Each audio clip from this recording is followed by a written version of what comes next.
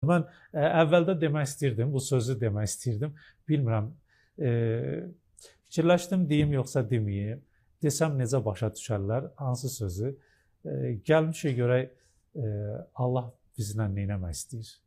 Yəni görək Allah bizlə neynəmək istəyir. Bunu demək istirdim. İndi yeri gəldi, elə bilirəm bu daha yaxşı. Allah bizlə neynəmək istəyir görəsən. Biz bütün həyatı boyu, ariflər belədir və biz də onların baxırıq, öyrənirik onlardan. Yəni bütün ömrümüz boyu başa düşməyə çalışırıq ki, neynəmək istəyir bu Allah bizlə?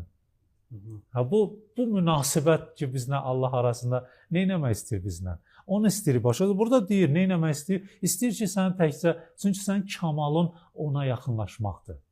Allaha yaxınlaşmaqdır. Kamal oradadır. Allaha yaxınlaşmaq üçün başqalarından uzaqlaşmaq lazımdır. Çünki belə olmur, həm bunun yanında, həm orada. Belə olmur. Həm aşağıda olum, həm yuxarıda.